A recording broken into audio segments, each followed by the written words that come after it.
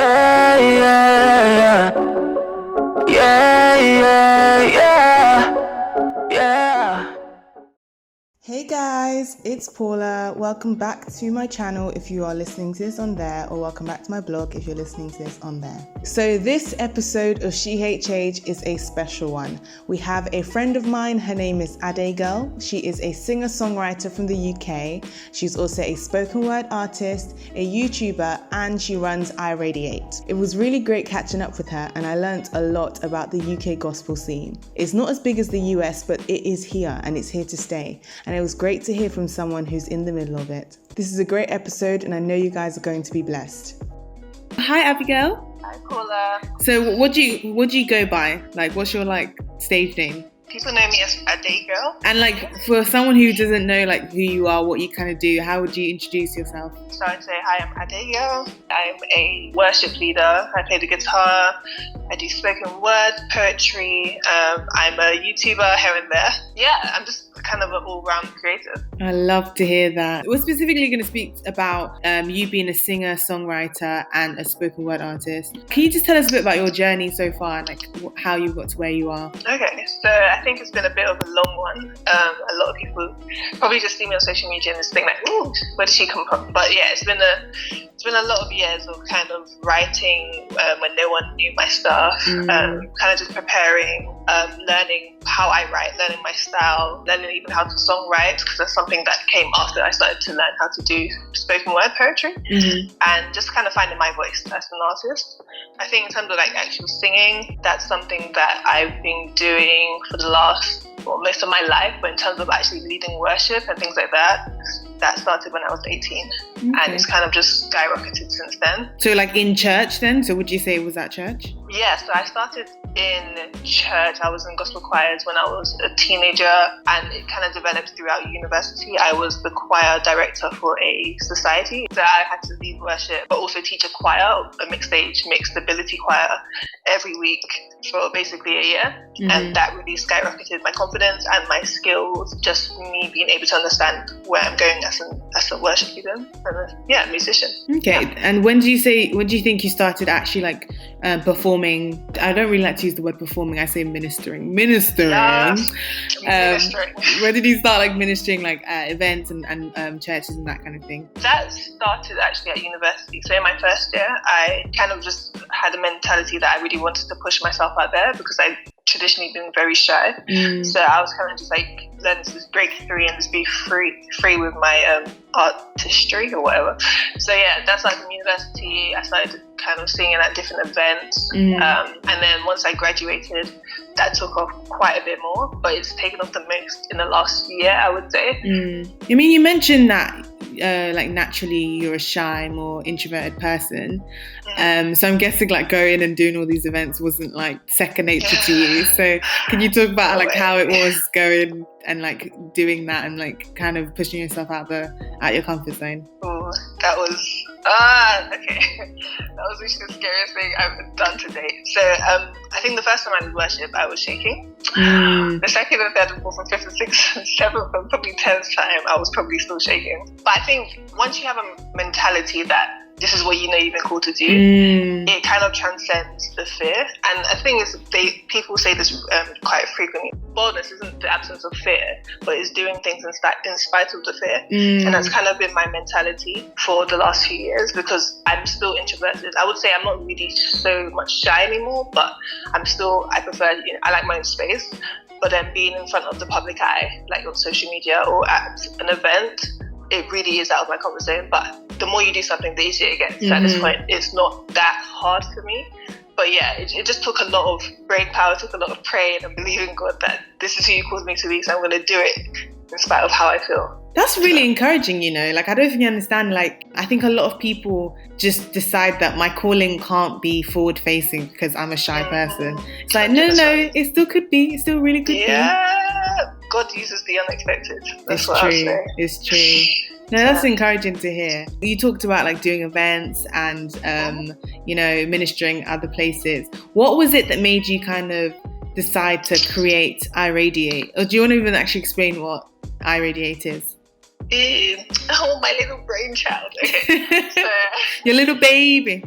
literally. So iRADIATE, it stems from actually a YouTube series that I started called the Radiate series.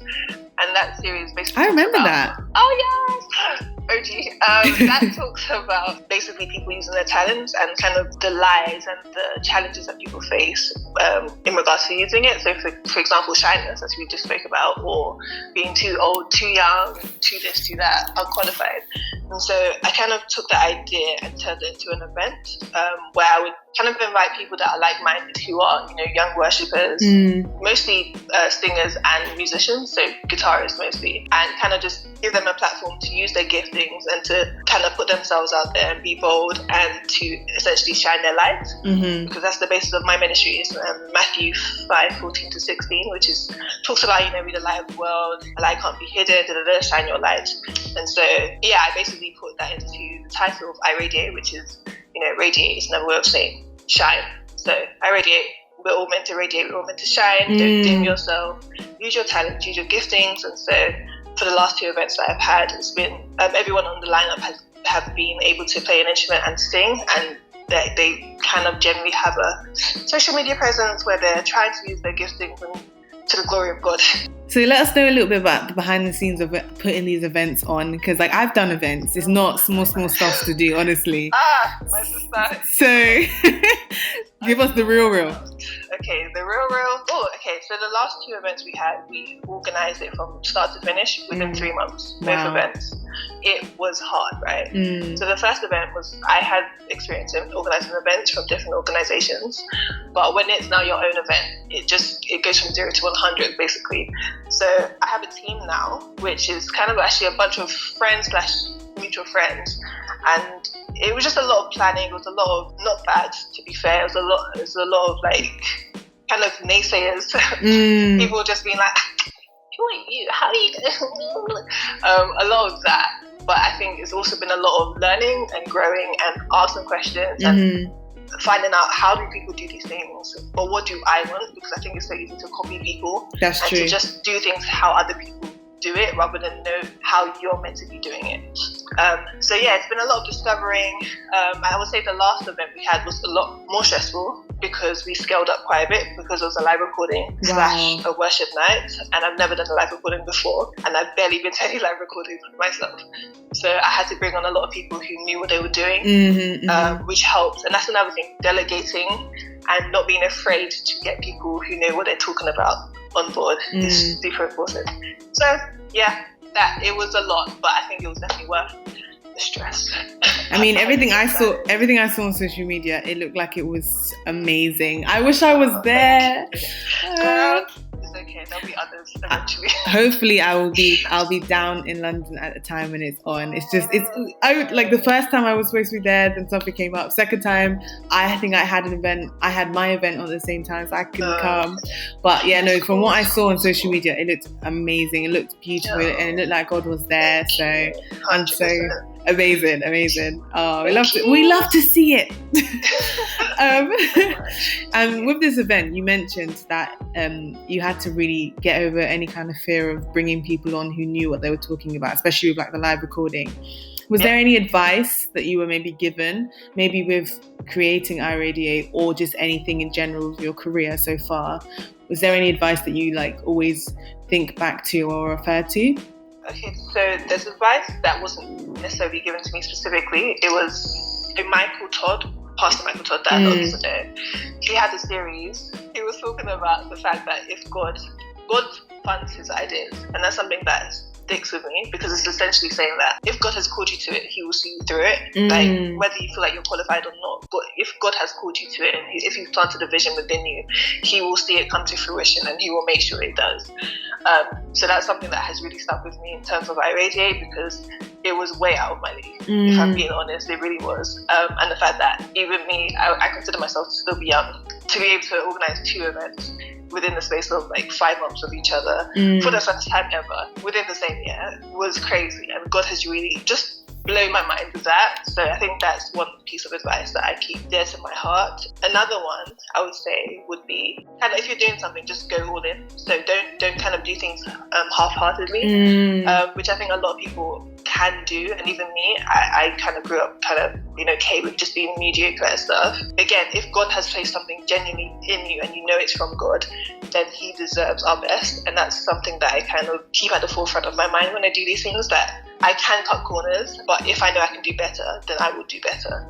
And I will just give it my all. It's interesting you mentioned that, actually, because I was recently reading a scripture. It was either Colossians or Philippians, where Paul is speaking to the church and he's saying, everything that you do in all your work as if you're working unto God. And I just always think back to that, like with my day job, with, you know, all the different projects that God has given us. Why would I not give my all if I've been blessed with this opportunity? With iRADIATE with you, God has trusted you with that vision, and I don't want to let him down because he has trusted me. And so I think that's such an encouraging thing to hear you say. You know, even just as Christian creatives, a lot of the time you hear music that the production isn't as great as it should be. Don't get me started. Don't get me started. Yeah, no, I agree. And it's like, well, we accept it because, but they're Christian. No, but why does that mean that it should be bad though? 100%. It's really bad. Like the standard. Anyway, I'm just you can. Like the standard in the UK is just noticeably low, and I would say compared to America, and maybe Nigeria, because there's quite a lot of people there. But I don't know. That's true. As Christians, we feel like we were okay with being mediocre with things, and then that's how people now start choosing worldly music, because they know that the standard is going to be better. Exactly. They know that production is better. They know musicians are better. But when it's a Christian thing, it's like, okay, cool, that's okay if things are sticking out or things are unfinished or things we need to stop. And that's something that I actually aim. Like one of my aims with iRADIATE and just like kind of my team is to just push those boundaries and try and set a standard and maintain that standard. Yeah. I mean, because you're so I've mentioned on this series before, this episode, that we have our WhatsApp group chat, the Christian hip hop WhatsApp group chat. Yeah. Adegail is actually in that chat. So we have actually spoken about in the chat before, like this whole thing about the Christian standard of like in music, where they just do sometimes they'll do anyhow, but it's okay because it's Christian. Like the amount of songs I've listened to where the lead artist ad-libs the wrong thing. Why has that made it to the final cut? Why is that okay? Please, you're asking me, I'm asking you. I'm asking them, I'm asking questions. Let's ask each other, because no, it's true. And I think that's part of why I was so passionate about this series, because the women, especially the young women that's just like coming out with amazing music, we care about what we're doing. Like we care that it's biblical, we care that it's theological, but we also care that it's an excellent standard. And I see that excellence in you, hence why you're in this series. Oh God. That gasp was so dramatic. Sorry. No, honestly, thank God, because it's just not easy. It's not. It's really not. But that's awesome.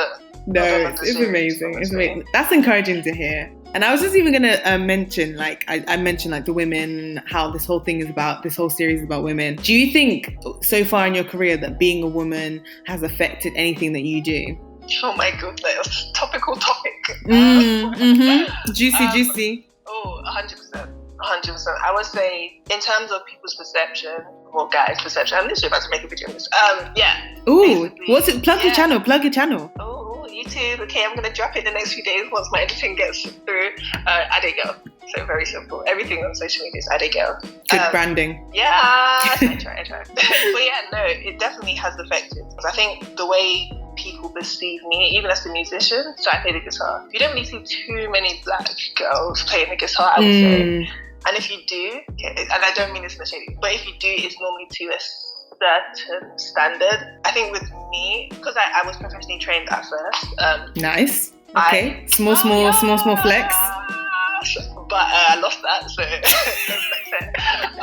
so I've been teaching myself for a while. Anyway, I can play something called bar chords, and that's something that a lot of guys, they just kind of get shocked at, and they're like, oh my gosh, you can play that? So like, I think people's perception of me has been they've been skeptical until they see that, okay, she can actually prove herself to be able to do these things. So whether it's music, even like professionally, with the guitar, with spoken word, like I've just got a lot of cynicism. And I think once with stuff like iRADIATE coming out and just me posting clips of me playing like bar chords, it's just kind of turned people's opinions around, and I have seen quite a lot of positive feedback. But yeah, no, it's definitely not easy because we are minorities in the music world.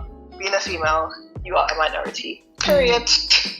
So, and it's kind of mad because we're really 50% of the population. Like, as in, but you can't you actually can't really tell, especially in like the UK gospel scene. There are females, but there are a lot more males who are, I would say, doing a lot more, seem to have a lot more of a spread. Whereas the females don't tend to be doing as much, and it's quite sad. It will be like one or two of the key females, but we're changing that one day at a time, one month at a time. It's interesting you say that though, like especially the UK gospel scene. And like with this series, I've actually interviewed a lot of like Americans. A lot of Americans actually, and then Cass, she's from New Zealand, so I love her. Yeah, so like it's a case of just like comparing their scene where there are a lot more females who are maybe a bit more seen. Our UK scene is generally male. It's just generally really male. Yeah, it really is. Like, I think a lot of people don't even realise, but I think once I started entering the scene, I was like, oh, well, where my ladies at? It's true. I feel like they're just called on to like come and sing a hook on a rap song. Yeah, literally. I think females, and this is another thing I've noticed, is that a lot of females have just a stereotypical female role. So yeah, they would do a hook, or they would be a BV in an event, or they would, I don't know, release like one song and then not release a song for ages. I don't know, it's just sad. It's just sad. But true. It's okay because God has a plan. Amen. And He is raising up people, and I have noticed that. Even with like, you mentioning Cass. Cass, I would say, like, in terms of, she's at the top of her game, I would say, or she's getting there. And there's not many people kind of like her because she produces her stuff. Like, and that's, to see a female producer, even when I heard that, I was like, whoa, okay, because that's not common. And then with people like One Day, is she not like the only female? She's episode 1, by the way. Oh yes. I yes. can't wait to listen to that. But yeah, she's a minority too. Like even in those scenes, to be at the top of your game, a lot of the people are males. So if you're a female and you're at the top of your game, it's amazing. Yeah. But why is it like that? Exactly. I think that's what made me so passionate about this series. Like, I've seen how much like sexism and patriarchy has actually like infiltrated the church, number one, but then also just like Christian music in general. And it's not just even a Christian hip hop thing alone. Even with like gospel music, you have like Tasha Cobbs and like all these big names. So they should be the most like successful and the most famous, but they're not necessarily. You still have like, do you know what I mean? Like you still have like the guys and like the women will feature on their songs and it's things like that. And then I'm like, okay, it's cool. And this is not like, I don't want this series to turn into some kind of like shade throwing, shade or extreme feminism or anything, because it's not that. Like, and we have this goes back to like gender roles and like what men and women were created to do and all that stuff. But like with music, we were all created to worship. We were all created to use music to worship. So even if you can't sing, you can't even do it, you don't even have rhythm, you still were created to worship. You're still created to worship. So I never understand why patriarchy will even influence things like that which shouldn't be affected at all, but it still does. So it does. But I mean, things are changing, and even with your series and just different things happening in the industry, like I am seeing changes, and we are globally. I think maybe slower than we expected or thought, but it's definitely still happening. Yeah, we just need more series like this. We need more people just taking the initiative, or women just being confident in their value and their abilities and their giftings. And it's true. It's true.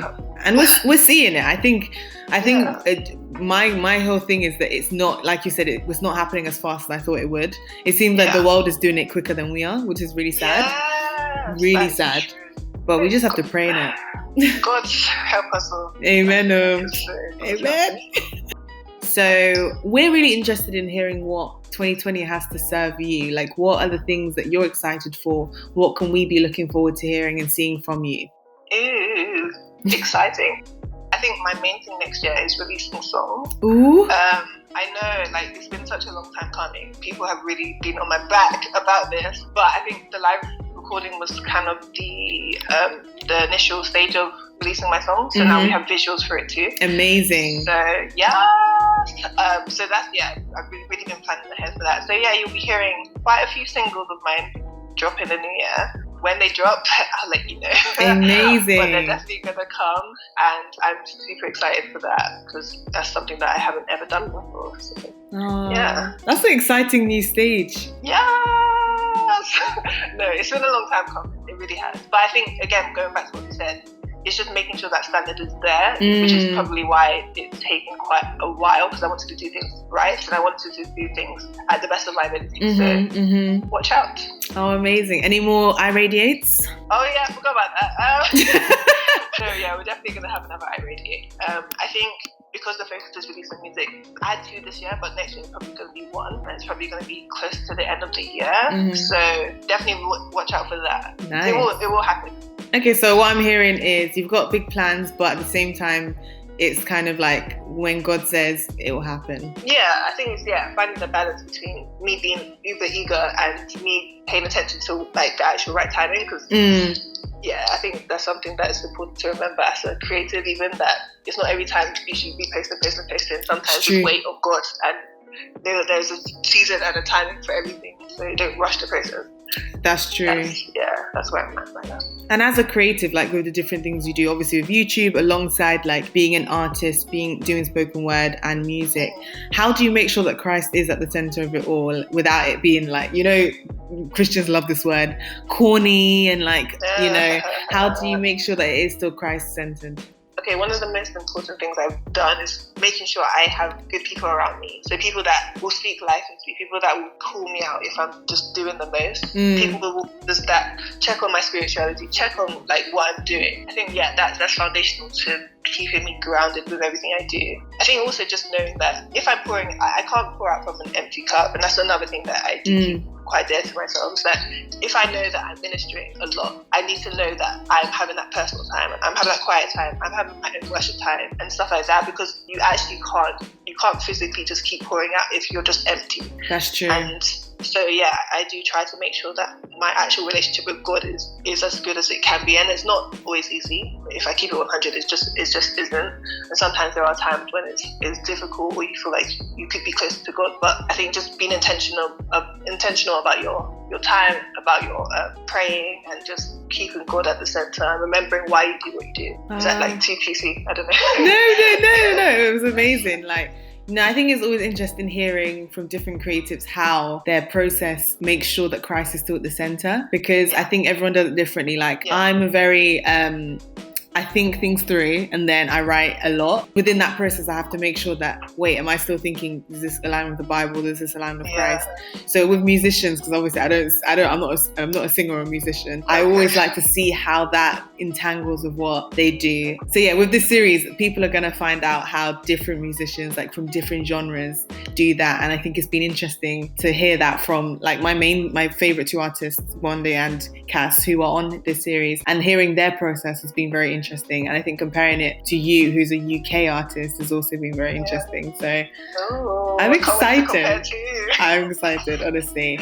But is there anything else that you think that we should hear and know about you? I think a lot of people, when they think of Christian artists, they normally think of one thing. So it's quite one-dimensional, or two-dimensional is what people say. Two-dimensional rather than 3D. And I think in terms of me, I do try to not put myself into a box, because I do have the YouTube for spoken word, musician, and just different things, singer, song, like all of those different titles. I think it's important to understand that people don't have to look one way, like Christian artists don't have to look one way. I think Christians can box people in quite easily too. If they hear you sing, then you're a singer, that's it. Just sing. It's easy. You do gospel, you sing gospel, and don't do anything, don't you dare rap. So hopefully when you see me, you see that there is potential to do more than one thing as a Christian, and there's potential to do it well. That's inspiring, very inspiring. We thank the Lord. Honestly, Christian, do you know what it is? Christian women are so boxed in, anything you put out, that's your label for the rest of your life. And I don't know why people do it. I don't know. I don't know. Same. I'm still trying to work it out. I really am. But I think it's just normal to want to box things in, to compartmentalize things. So it's like, oh, this person's a singer, this is their brand, singing, they must sing. This person is a female cook, she must cook. I don't know. We used to be a bit more open-minded, I think. Do you think that's a church thing or like a Christian thing? Because I'm thinking like Cardi B or like Nicki Minaj, you would never expect them to do one type of song for the rest of their career. But one day, like if the time of I don't want to like make this a thing, but like the time when Tasha Cobbs decided to like have Nicki Minaj on her album, tables were flipping, and people were doing backflips. Like it's just kind of like it's so like, oh, you've drifted too away from what we expect from you, but like you don't put that same kind of restriction and standards on non-Christians. And I'm not saying we should be held to the same standard as the world, of course. I'm not saying that, but I'm just saying that why do we put so much pressure and labels on Christian women? It's just that's a good example. I think would you say that it's Christian women or just Christians in general? Like Christian artists in general? Definitely Christian artists in general. But I feel like I see it more because I'm a Christian woman as well. But like genuinely, like I think the Christian men that also like creatives are praised for doing things creatively. That's true. Like that is true. So let's say they do photography, they do like one stylish photography and it's amazing. But like me as a photographer, if I decided that I wanted to branch out and do, I don't know, black and white photography or event photography or I don't know, like maternity photography, it would be like, okay, I thought you do this. And like, even if it's not like in a hurtful or harmful way, it's very just like shock horror, who said you could branch out kind of thing. 100%. Okay, no, I fully understand. I've literally got that so many times. It's true. An example with me, with like spoken word, that's a very, at least from my perspective, I think it's a very male-dominated thing in the UK. Even in America, actually, with PIA, I think it's mostly males. I think that's the thing that I was most scared of doing, just because I was entering a very male-dominated sphere. Yeah, I think people just confused. Like, you're like, wait, you sing, you play the guitar, why are you doing poetry? What is this? But I think it's a mindset. That's it. It must be a mindset in the church. I don't know. I really don't know. One, you need to pray about it, but two, also, people need to see that it's possible to do it and to do it well. Like with photography, there are amazing photographers. Like, actually, there's certain pictures that you took of me a while back that actually are one of my favorite pictures. Oh, yeah. Yeah, I'll be uploading that soon, don't worry, girl. But yeah, like, you just have to kill it. You just have to be good at what you do and show people that it's possible. I appreciate you saying that, thank you so much. Oh, girl, thank you. I'm loving this, I really am. But yeah, like as we come towards the end, I have like a few classic, like I call them classic Paula and Melissa questions, because whenever I do interviews with like anyone that's a Christian, so any kind of Christian creative, I try and like put these two in, because, or even not even just Christian artists actually, anyone, because I think it just shows a lot about the person, their art or their vision in life, and it gets them thinking about like why they do what they do.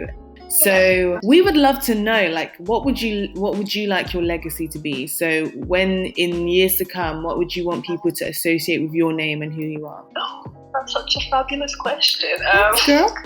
Oh my goodness. Okay, legacy. I would say using the gifts and the talents that God has given you and using them well. That could be something that transcends any sort of stereotype or anything that, any generalization about you as whether you're a woman or man or boy or girl, whatever. I think that's really big for me. And just worshiping God, like with everything. Like with absolutely everything you have, whether you have a past that would indicate that yes, this is what you can do, or whether it's something that is a shock to the people system. I think just make sure you do things boldly and don't look down on how you started out. Oh, I like that. I like that what you said, that the last bit. Don't look down. Yeah. Wow.